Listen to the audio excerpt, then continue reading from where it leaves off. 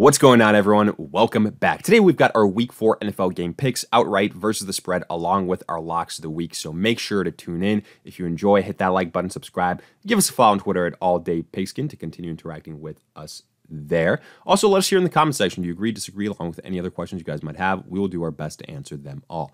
But with that being said, let's get right into it. And before looking at our breakdowns, I do want to highlight OddsJam once again because it continues to be the place that I use for all of my NFL betting research, regardless if it's the NFL, any other sport available as well. This is the place that you want to use to get an advantage when it comes to your betting. The betting education, the betting tools that they have are second to none. They offer live line shopping, so you know you're getting the best odds available. And whether you're a beginner or an expert, take advantage of OddsJam's tools, like their positive EV tool, which shows you line discrepancy, so you know you're getting the best odds. You're essentially getting a mathematical edge on your bets, and you're getting guaranteed money in the long run. So you find a bet on sale and get great value. Also, check out their arbitrage tool, which gives you equal and opposite bets for a risk-free return. So make sure to check out OddsJam, link in the description. But with that being said, let's get into these games. And we kick it off on Sunday with the game across the pond. We've got the Minnesota Vikings versus the New Orleans Saints. So main thing to know here is the Saints, they're dealing with several big injuries. Michael Thomas will not be playing this game. More than likely, Jameis Winston will not be playing either. So you've got Andy Dalton here under center for the Saints. Actually, I think this might be, to some extent, a good thing, at least for a guy like an Alvin Kamara. You know, I think he should get a lot of usage, which I've been saying for a while that this offense should run through Alvin Kamara, similar to maybe what the Carolina Panthers do with Christian McCaffrey. But the thing is, I don't think it'll be enough. You know, sure, you've got Kamara, you've got Chris Olave, who's essentially going to be your top wide receiver here, but Andy Dalton still doesn't have enough reps. There's other injuries across this offense. The Minnesota Vikings, even though I don't think they're an elite team, you know, and Justin Jefferson is going to have to go up against Lattimore, they've still got Adam Thielen, Dalvin Cook expected to play, and I think Kirk Cousins upgrade over Andy Dalton. Defensively, even though the Vikings defense, again, not elite, I think they're going to be able to do some things here versus Andy Dalton. So I do like the Minnesota Vikings here. Also, the New Orleans Saints don't have that home field advantage at this point in time. That's a big loss for them. I'm going to go with the healthier team. I'm going to go with the team that has the better quarterback. I'm going with the Minnesota Vikings. The Saints getting +3 here. I think the fact of the matter, right now, just way too injured. I'm going to go with the Minnesota Vikings on the spread as well. Then we go to Cleveland at Atlanta. Atlanta +1 on the spread. So essentially a pick 'em. Who do you like here? I'm going to go with the Cleveland Browns. I think they've got the better defense. I think right now, offensively, that rushing attack is so dominant. Good offensive line. Nick Chubb, Kareem Hunt, the 1-2 punch. Amari Cooper has got it going as well. And Jacoby Brissett, as long as he doesn't make mistakes, he gives the Cleveland Browns a chance to win. Similar situation to Marcus Mariota, to be fair. I think, these are a similar type of caliber quarterbacks. For the Falcons, Cordero Patterson might not play in this game. That's going to be a little bit of a hit to this offense. They do still have Drake London. They do still have Kyle Pitts, but I've got question marks about this defense. I'm going to go with the Cleveland Browns here on the road. Like I said, I think that this is essentially a pick 'em. I think their defense gives them an edge here. I think that rushing attack is so great. It's really going to take the wind out of the sails for the Atlanta Falcons. Give me the Cleveland Browns here to win outright and on the spread. Then we go to probably our marquee game of the week. We have got the Buffalo Bills at the Baltimore Ravens. The Ravens are at +3. By all accounts, this should be a high-scoring affair. But you might be getting some effects from Hurricane Ike here. So it might be conditions like rain, wind, something to keep in mind. And I do think that's probably going to lower the scoring upside in this game. We'll see again. That's just kind of going to be TBD come kickoff. But breaking down the two teams, I do think the Buffalo Bills are a little bit more, balanced offensively in terms of weapons that they have. I like right now their rushing attack a little bit more so than that of the Baltimore Ravens, because for Baltimore, it's just pretty much Lamar Jackson. Buffalo has Devin Singletary. They do have Josh Allen as well. I think Stephon Diggs is that elite pass catcher. The Ravens do have Mark Andrews, but there is a drop-off afterwards. We'll see if Gabe Davis plays here. That's something to monitor, but we saw it last week. The Bills do have other weapons that can get it done, and then I do think the Bills have at least up front, the better defense. Either way, though, it should be a very, very entertaining game. I'm going to give the edge to the Buffalo Bills. Again, I think offensively they're a little bit more balanced, and defensively, slight edge, but I really do like the Baltimore Ravens on the spread. They're getting +3. I think it's going to be a back-and-forth game at the end of the day. I would not be shocked if the Ravens pull off the upset. Then we go to Washington at Dallas. Divisional clash here. Look, Dallas is at -3, so they are favored. Look, all they do is win, regardless if it's Cooper Rush under center. While Dak Prescott is hurt, they won versus the Giants last week. I think this could be a similar type of game. I do think Washington has a little bit of a more high-octane offense. Again, it just really matters what Carson Wentz you get here. Is it going to be the guy that's turning the ball over a bunch? But I just don't think the Cowboys are a high-scoring offense with Rush under center. So I think that the Washington Commanders are going to be able to hang in this game. And honestly, I'm going to go and take them on the spread. I'm still going to take Dallas outright. They're at home. Carson Wentz, very mistake-prone. That Washington defense, bad to say the least. So I'll take the Cowboys to win a tight game, but I will take Washington on the spread because you've got the divisional component. I think potentially here they can do some things offensively. We'll see. Then we've got the Seattle Seahawks at the Detroit Lions. The Lions at -3.5, at least right now. I anticipate this line will change big time because the Lions are decimated by injuries. Amon-Ra St. Brown hurt. DeAndre Swift not going to play either. Those are two of their top offensive weapons, folks. And, that potent offense that's been going for the Detroit Lions is going to take a big hit. Now you're down to guys like TJ Hawkinson, Jamal Williams. We'll see if DJ Shark even plays.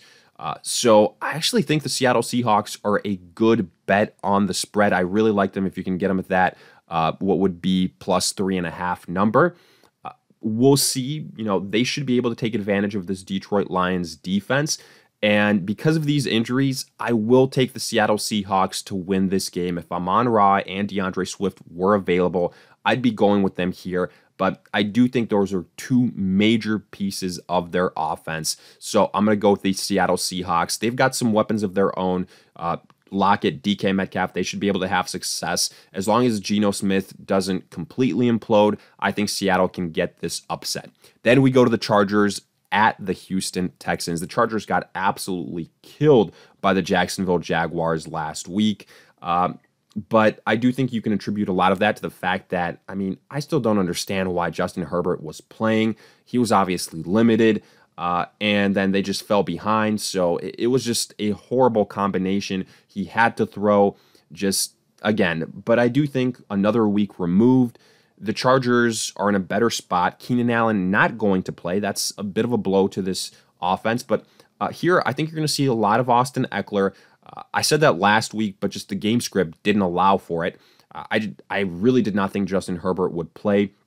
But here, I'm going to go with the LA Chargers to win this game. I will, however, take the Houston Texans on the spread because I still contend that Justin Herbert is not 100% healthy. That's going to work against this Chargers offense. They're one of the most injured teams right now. Bosa just got hurt.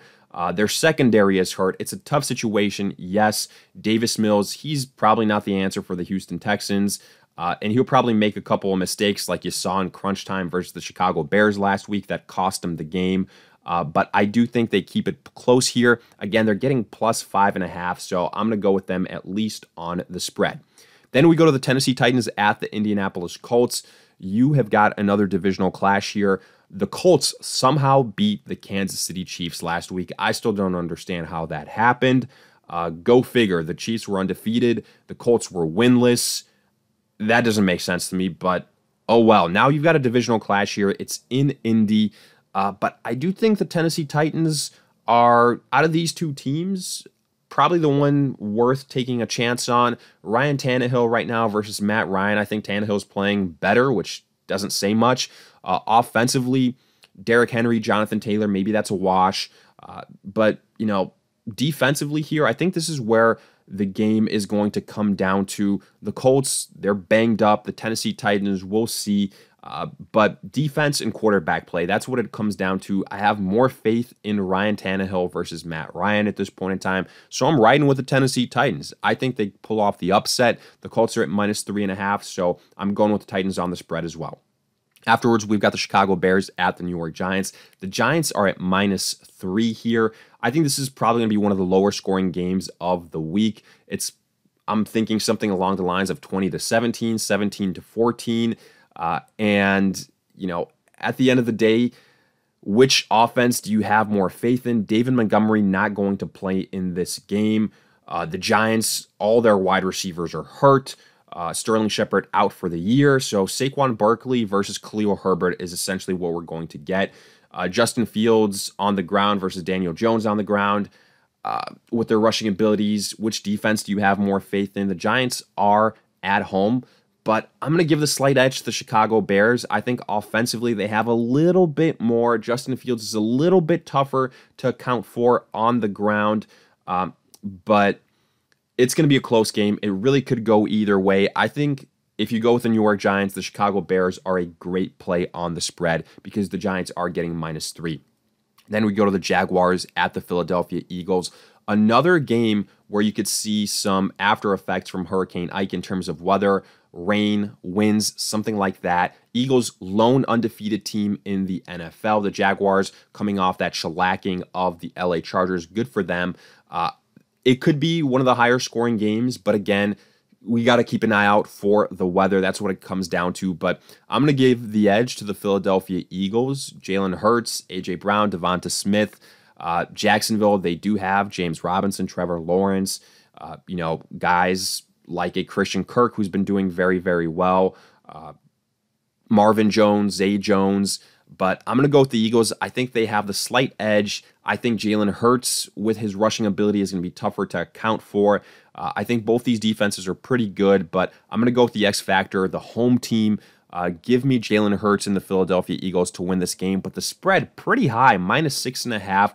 The Jaguars have been decent. The defense has been decent as well. I'm actually going to give them the benefit of the doubt. I'm going to go with the Jaguars on the spread. Then we got the New York Giants at the Pittsburgh Steelers. Zach Wilson making his season debut here.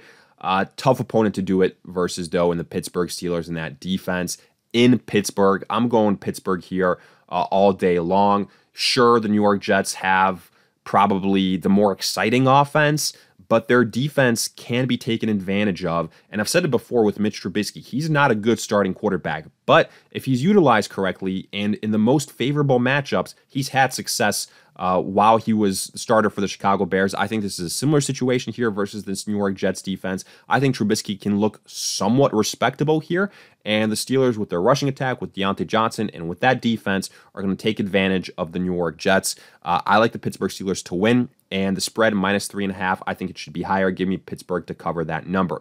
Then we go to the Arizona Cardinals at the Carolina Panthers. The Cardinals, tough loss versus the Rams. The Panthers, I'm shocked that they beat the New Orleans Saints last week, but the Saints, they've got their own fair share of issues. The Panthers, though, what you continue to see is with Baker Mayfield, that's not the answer. He cannot sustain a high-octane offense. I mean, Sam Darnold was better for this offense last year despite all of his mistakes. Christian McCaffrey not being utilized correctly, DJ Moore not being utilized correctly, Christian McCaffrey banged up. The Panthers are actually favored in this game at -1. I understand the Cardinals have had their fair share of issues in terms of starting slow, in terms of scoring touchdowns, but I like Kyler Murray so much more here than Baker Mayfield. I think the Panthers shouldn't be favored. Their defense is okay, but I think the Cardinals can take advantage of it, and I think they can have success here. I think they're going to get a win, and I think Kyler Murray is finally going to get that monkey off his back, at least in this game, to have scoring success early on. Give me the Arizona Cardinals to win outright and on the spread. Then we go to the New England Patriots at the Green Bay Packers. Mac Jones not playing in this game, so you got Brian Hoyer under center. that's a bad combination. And this Patriots offense becomes even less high octane. It was already pretty low to begin with. Even though I will give them kudos, they hung in there. They went toe-to-toe with the Baltimore Ravens. It was a very high-scoring game last week. But this game in Lambeau, Aaron Rodgers, I don't care if the Packers here don't have too many pass catchers. Aaron Jones, A.J. Dillon are going to be able to do enough. The Packers defense is going to be able to do enough versus Brian Hoyer. Give me the Green Bay Packers to win this game. I think they pull away as the game progresses. They were at -9.5. It's a big number, but I'm going to take them to cover. If Mac Jones was playing, maybe I'd go with the Patriots then, but that's not the case, so give me the Packers. Afterwards, we have got the Denver Broncos at the Las Vegas Raiders. The Raiders at home, -2.5. I think the Raiders right now are just a complete mess. Sure, this game has some high-scoring upside. I don't disagree. It's a divisional clash, but I'm going to go with the team that I think has the slightly better defense than the Denver Broncos. I think this is probably one of their easier tests so far this season. And I like Russell Wilson to have a solid game here.